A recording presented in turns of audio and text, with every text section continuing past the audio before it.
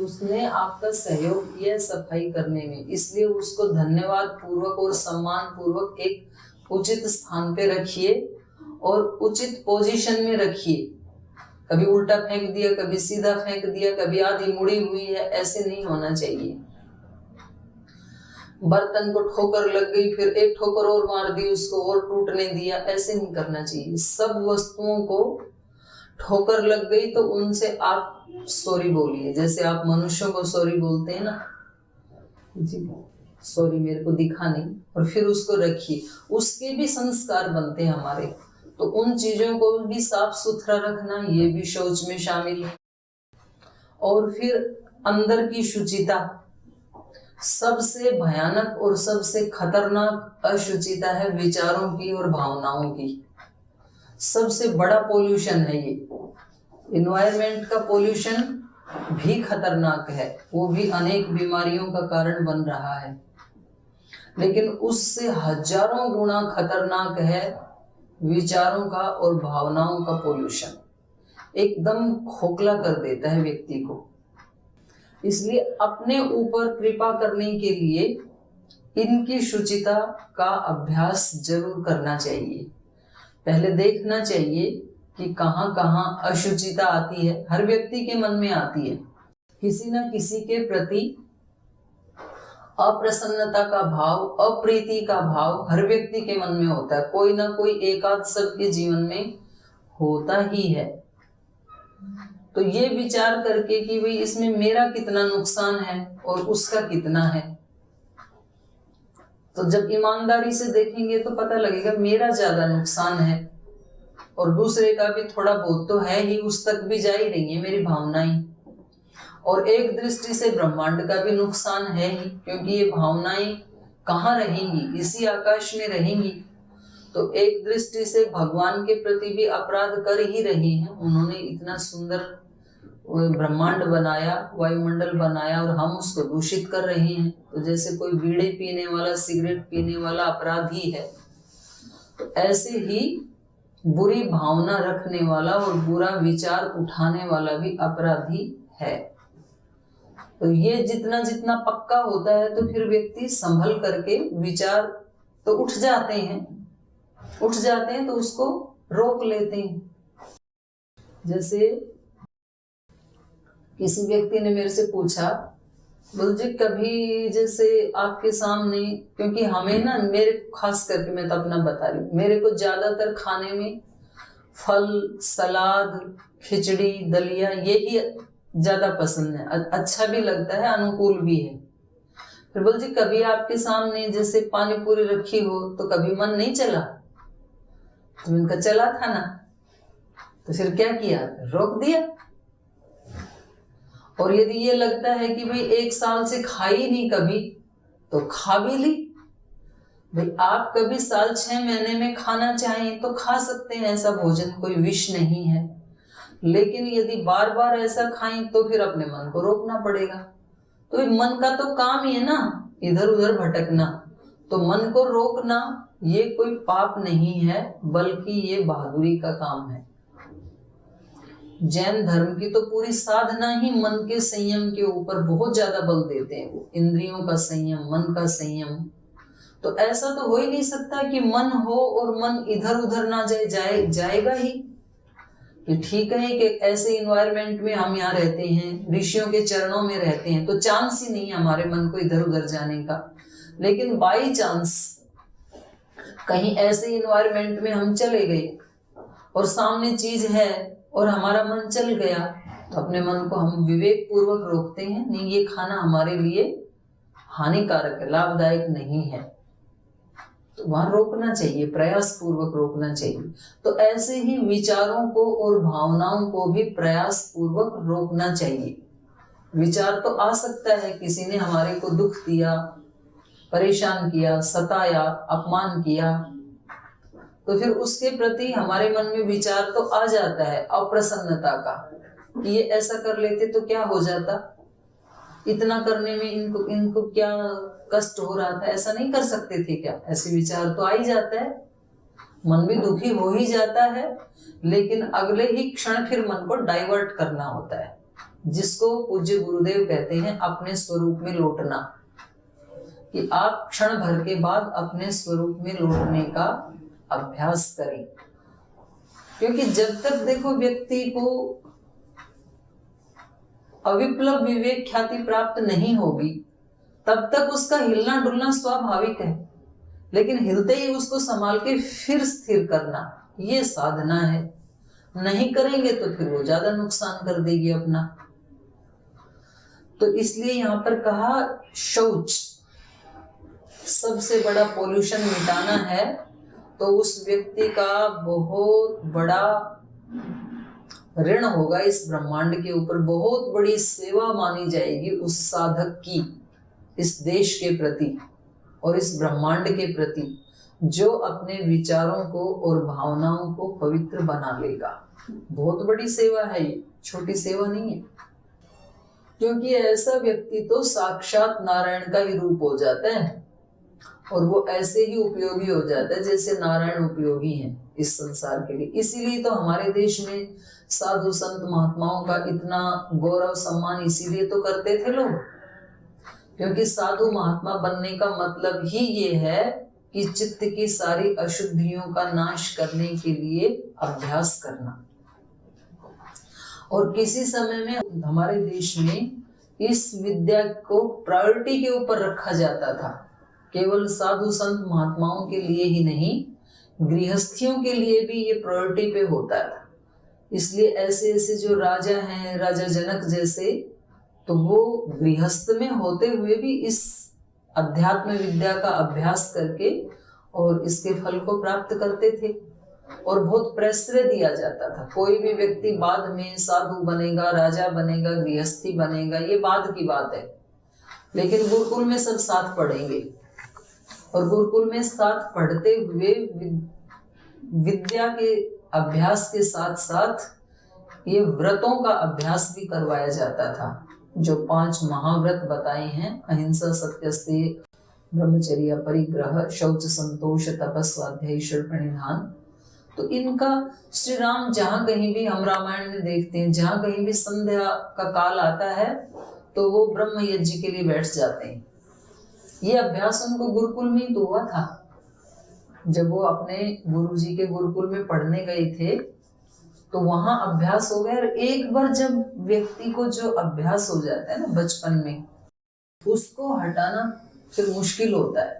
और अच्छे अभ्यास है तो व्यक्ति हटाना भी नहीं चाहता है, कोई बुरा अभ्यास है तो फिर प्रयास तो हटा भी देता है व्यक्ति। तो ये था शौच। उसके बाद है संतोष। संतोष है सन्निहित साधनादि अधिकस्य अनुपपादित्स, जो अपने पास साधन है उनसे अधिक प्राप्त करने के लिए मन को व्यथित न होने देना। उनसे अधिक साधन हो, उनके लिए प्रयास करना, ये तो अच्छी बात है, करनी चाहिए, पर उनके लिए मन बेचैन हो जाए ये ठीक नहीं है। तो जो प्रयास तो करते हैं लेकिन मन को विचलित नहीं होने देते हैं, ये संतोष है। तो ऐसे बोलते हैं, आम भाषा में भी बोलते हैं, संतोषी सदा सुखी। जो संतोषी होता है वो सदा सुखी रहता है, क्योंकि आज तक जितना मिला है ना, वो हम जितने के पात्र थे उससे ज्यादा मिला हुआ है हर व्यक्ति को, हर आत्मा को। मतलब हम 1 रुपए के हकदार थे तो हमें 1.25 या 1.5 रुपए मिला हुआ है। भगवान की ऐसी व्यवस्था है। भगवान की क्या, ये तो संसार की भी व्यवस्था है। एक रेहड़ी वाला भी जब आप उससे सब्जी लेने जाते हैं, खास करके भारत की बात कर रहे हैं, जब आप उससे सब्जी लेने जाते हैं तो थोड़ा सा धनिया और 2 हरी मिर्ची ऊपर से डाल देता है तोलने के बाद। तो ये तो एक रेहड़ी वाला व्यक्ति भी कर लेता है कि जितना आपने दाम दिया उससे कुछ थोड़ा ज्यादा देता है। एक दूध वाले से दूध लेते हो तो 1 लीटर देके फिर ऊपर से इतना सा दूध और डाल देता है। तो इतनी ईमानदारी तो आज भारत के एक सामान्य नागरिक में भी बची हुई है। वो तो ईश्वर है, तो उसने जो कुछ हमें दिया है वो हमारी हैसियत से ज्यादा दिया हुआ है। तो जैसे हम यहाँ पर सब्जी वाले को थैंक यू बोलते हैं, दूध वाले को थैंक यू बोलते हैं, तो ऐसे भगवान को भी थैंक यू बोलना चाहिए, शिकायत नहीं करनी चाहिए। लेकिन यदि और चाहिए, ऐसा नहीं है कि फिर आप अपनी यात्रा को ही रोक दें कि उससे ज्यादा मांगे ही नहीं, उससे ज्यादा चाहिए, उसका प्लान बनाइए, उसका पुरुषार्थ कीजिए। जैसे कि संत महात्मा करते हैं, पूज्य गुरुदेव करते हैं, भाई इस साल में हमें एक आचार्य कुलम बनाना है, एक पतंजलि गुरुकुलम बनाना है, एक संन्यास आश्रम बनाना है, तो उसके लिए उतना पुरुषार्थ करेंगे, फिर बनाएंगे, उसको सेवा में लगाएंगे, उतना बन गया, फिर अगले साल और टारगेट लेंगे। तो अनंत तक लें हम, क्योंकि देने वाले के पास कितना है, अनंत है। तो जीवन भर जितना आप अधिक लेने के पात्र बने, उतनी अधिक सेवा में लगा दीजिए, उसमें कोई दोष नहीं। लेकिन हर क्षण जितना मिला है उसमें एक कृतज्ञता का भाव, इसका नाम है संतोष। शौच, संतोष, तप, तपो द्वंद्व सहनम, द्वंद्वों को सहन करना, ये तप है। कौन कौन से द्वंद्व आते हैं जीवन में? भूख, प्यास, सर्दी, गर्मी, ये तो सबको अनुभूति है। कभी कभी ऐसा होता है, कहीं यात्रा में होते हैं, भोजन का समय हो गया, नहीं मिला, तो शोर नहीं मचाना, समझ लो कि तप का एक अवसर आ गया, तो तप कर लेना, कर भी लेते हैं इतना तो। स्थान आसने, फिर इसके अलावा यहाँ बताए हैं काष्ठ मौन और आकार मौन। मौन रहना भी तप की श्रेणी में बताया है व्यास ऋषि ने। मौन दो प्रकार का है, एक है काष्ठ मौन। काष्ठ मौन का मतलब है जिसमें इशारा भी नहीं करना किसी को, लिख के भी नहीं देना, नजरों से भी नहीं कुछ इंगित करना, अंदर से भावनाओं में, विचार में भी कुछ नहीं उठाना, इसका नाम है काष्ठ मौन। और कभी कभी 1-2 घंटे के लिए और कभी कभी पूरे दिन के लिए इसका अभ्यास जरूर करके देखना चाहिए। किसी संडे को आप ऐसा कर लो कि भाई आज मेरा काष्ठ मौन रहेगा। काष्ठ मौन का मतलब है आप अपने आप को कमरे में बंद कर लीजिए, जैसे कोरोना में कर रहे थे, लेकिन वो मजबूरी में कर रहे थे, वो तपस्या के लिए नहीं कर रहे थे। और उस दिन फिर आपको कोई पुस्तक भी नहीं पढ़नी है, कोई वो भी नहीं सुनना है YouTube से, कोई भजन भी नहीं सुनना है, किसी का प्रवचन भी नहीं सुनना है, कुछ भी नहीं, आप अपने साथ रहेंगे केवल, किसी को देखना भी नहीं, सुनना भी नहीं। तो शुरू में यदि कठिन पड़े तो 1-2 घंटे का कर लेना। वो पता लगा कि सुबह से शाम तक का व्रत किया था और दोपहर दरवाजा तोड़ के भाग गए, बाहर वालों ने, घर वालों ने दरवाजा बाहर से बंद कर दिया कि भाई हमारी माता जी को डिस्टर्ब मत करना, इनका काष्ठ मौन है आज। और पता लगा माता जी उधर अंदर परेशान हो गई, विचलित हो गई, वो खटखटाई जा रही है, खोलो, वो खोल नहीं रही, वो बाहर चले गए, माता जी ने दरवाजा ही तोड़ दिया, भाई इतना तो नहीं रह जाएगा। तो जितनी सामर्थ्य है उतना अभ्यास कर लें, ये है काष्ठ मौन। दूसरा है आकार मौन। आकार मौन का मतलब है वाणी से तो कुछ नहीं बोलेंगे, लेकिन कुछ ऐसी आवश्यकता हुई तो पेन से लिख के दे देंगे या उंगलियों का इशारा करके बता देंगे कि मुझे पानी चाहिए, मुझे खाना चाहिए, ऐसे। तो उससे वाणी का तप तो होता है, लेकिन मन वाला नहीं होता। यहाँ से किसी ने दरवाजा खोल दिया, अर्पिता डर गई तो इसमें तप कर ले अर्पिता। तपो द्वंद्व सहनम, शौच, संतोष, तप। और एक तप के और बताए इन्होंने, यथा योगम कृच्छ चांद्रायण शांतापनादि व्रत। ये कुछ व्रत हैं, जैसे इसमें दिया है भाष्य में, कृच्छ व्रत उनको उसको कहते हैं 3 दिन तक केवल प्रातः काल एक कोर, एक ग्रास, मतलब एक इन्होंने जो शब्द लिखा है वो लिखा है मुर्गी के अंडे के बराबर कुछ खाने का, छोटा छोटा ऐसे 26 कोर बना लिए, मतलब जितना आपके मुंह में आता है ऐसे छोटे छोटे 26 कोर बना लिए। और फिर उसका भोजन, फिर 3 दिन तक केवल सायंकाल उतने ही बड़े बड़े 32 कोर, फिर 3 दिन 24 और बाद में 3 दिन का पूरा उपवास। तो 12 दिन में ये पूरा हो जाता है। इसका नाम है कृच्छ्र व्रत। दोबारा बताऊं? करना हो तो बता देती हूं, ना भी करो तो भी जानकारी के लिए सुन लीजिए। 3 दिन खाना है 26 कोर, छोटे छोटे 26 कोर बनाओ, एक ही बार खाना है 3 दिन। फिर अगले 3 दिन 32 कोर 32। फिर तीसरे दिन घटा देना है, 26 से 24 पे आ जाना है, फिर 24 कोर। और लास्ट के 3 दिन पूरा उपवास। ये कृच्छ्र व्रत है। और दूसरा है चांद्रायण व्रत। शुक्ल पक्ष की प्रतिपदा से आरंभ करके और चंद्रमा की कलाओं के अनुपात से 1 से लेकर 15 कोर तक भोजन करें। शुक्ल पक्ष की प्रतिपदा अर्थात अमावस्या के अगले दिन। आज अमावस्या है तो कल से ये व्रत शुरू होगा। कल खाना है केवल 1 ग्रास, परसों खाना है 2 ग्रास, उससे अगले दिन 3 ग्रास, उससे अगले दिन 4 ग्रास। जैसे जैसे चंद्रमा की कलाएं बढ़ रही हैं वैसे वैसे आपका 1 ग्रास बढ़ता जाएगा। और पूर्णिमा को आप खाएंगे 15 ग्रास। और फिर उससे अगले दिन घटाना शुरू करना है।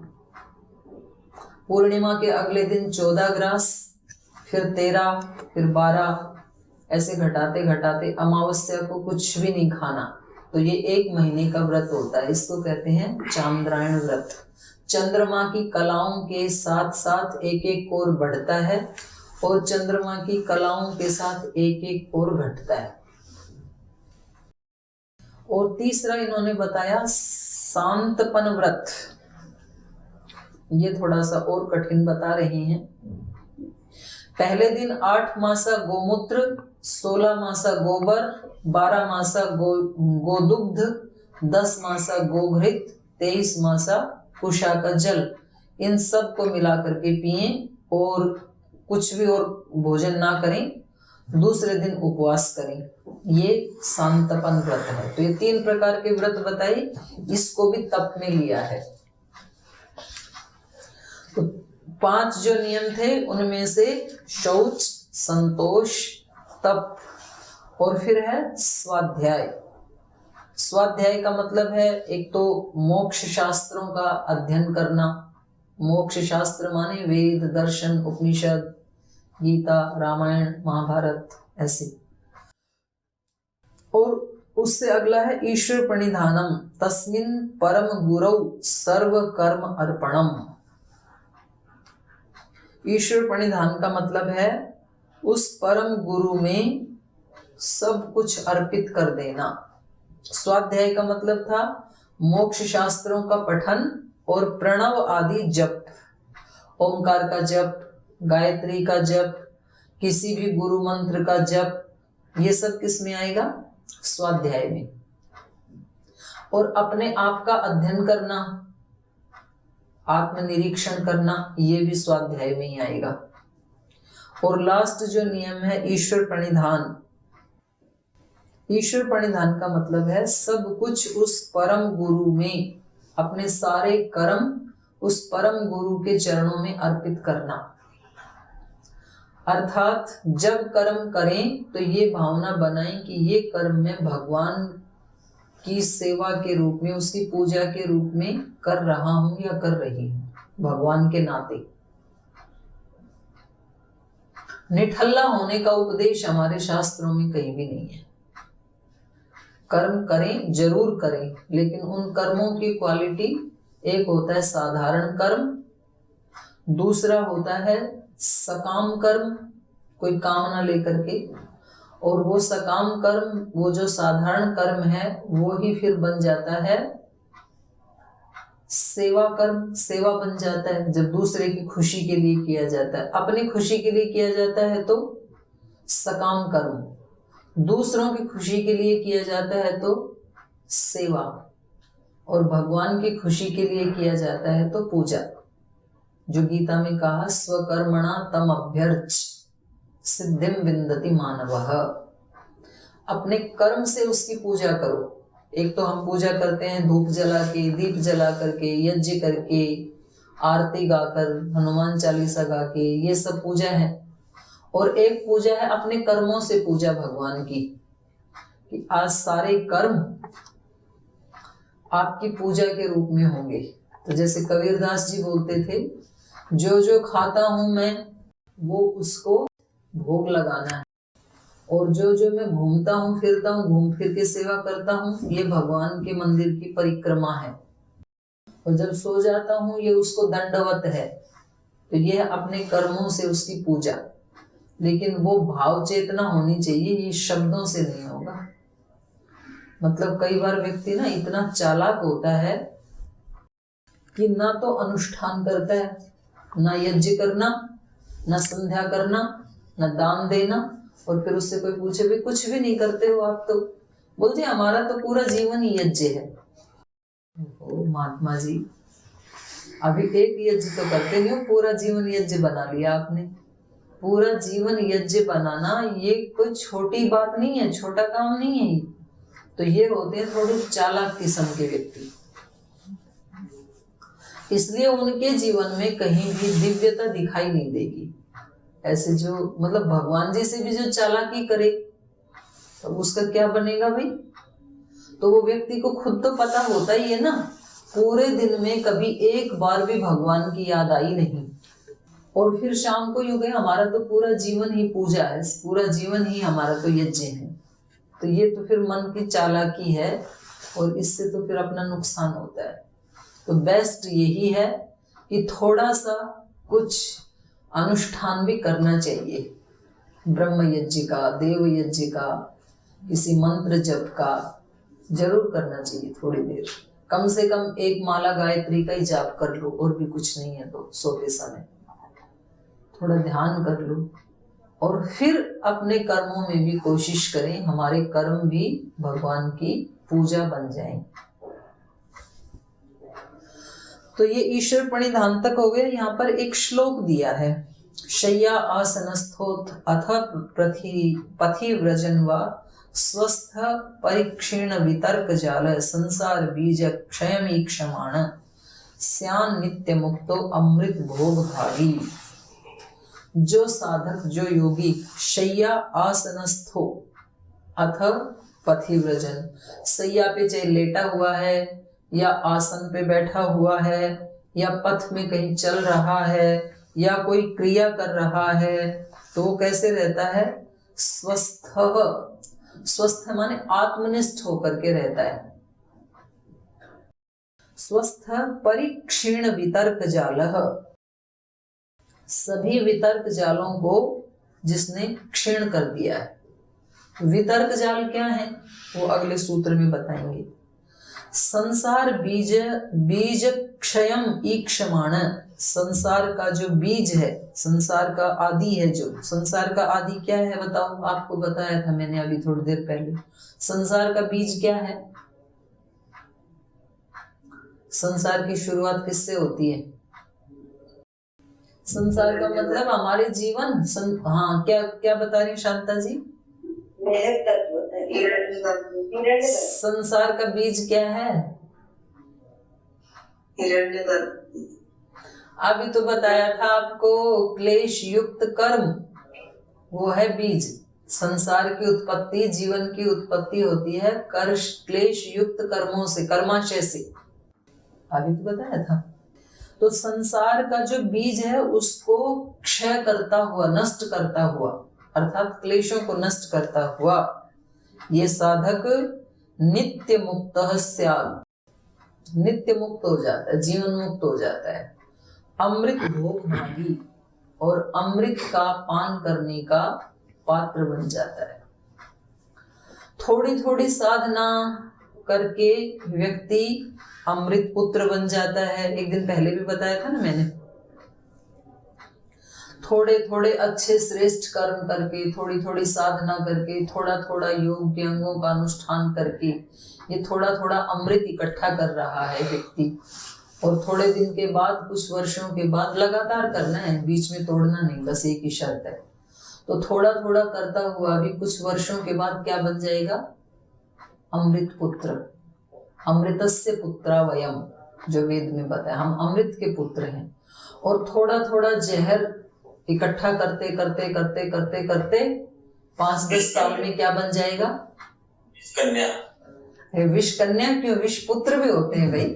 केवल कन्या को क्यों टारगेट किया? नहीं, वो एक ही चीज है, एक ही चीज है। तो वो विष पुत्र बन जाएगा या विष पुत्री। पुत्र कहने से पुत्र पुत्री दोनों का ग्रहण हो जाता है। तो मैंने उदाहरण दिया था उस दिन की, विष कन्याएं ऐसे ही तो तैयार की जाती थी। उनको थोड़ा थोड़ा थोड़ा थोड़ा थोड़ा विष खिलाते रहते थे 10-15 साल तक। 10-15 साल में तैयार हो जाती थी। फिर उसका युद्ध आदि में दुश्मन को पराजित करने में प्रयोग किया जाता था। तो हम अपने आप को विष पुत्र या विष पुत्री ना बनाएं। टेंशन में होते हैं, स्ट्रेस में होते हैं, तनाव में होते हैं, झगड़ा करते हैं, नाराज होते हैं, रूठ जाते हैं, परेशान होते हैं, रोते हैं, चिल्लाते हैं, तो ये सारा विष खाना ही है। विष को खा रहे हैं हम, पता नहीं चल रहा है। और थोड़े दिन में पूरा अस्तित्व विषैला बन जाता है।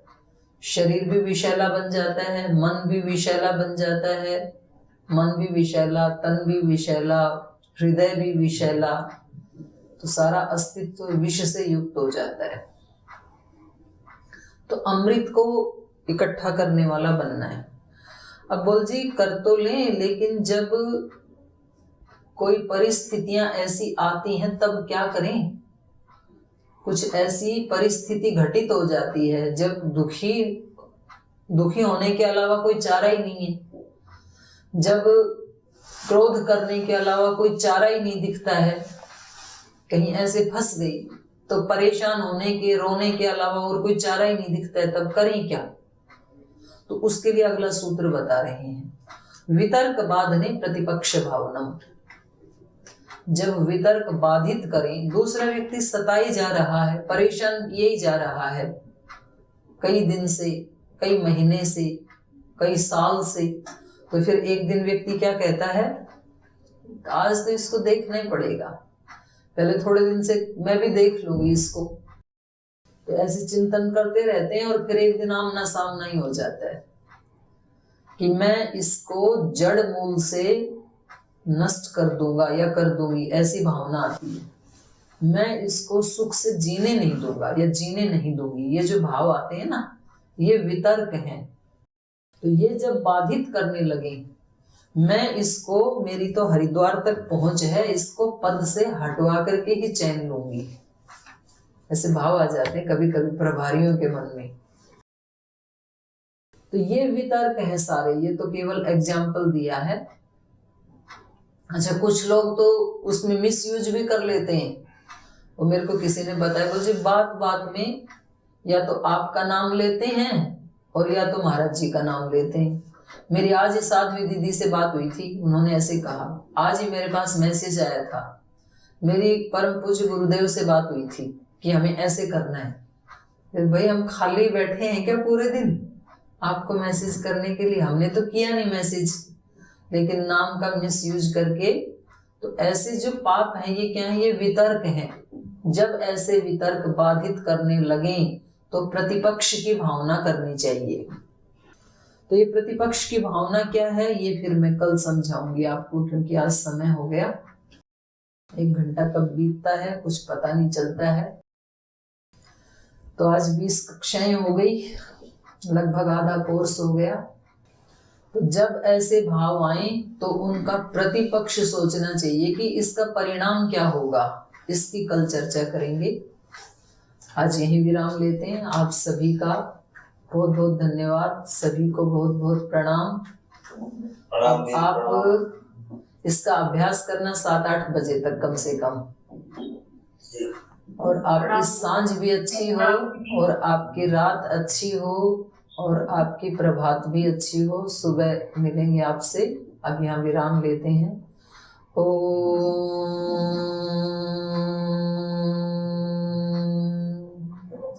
शांति शांति शांति। श्री गुरुभ्यो नमः।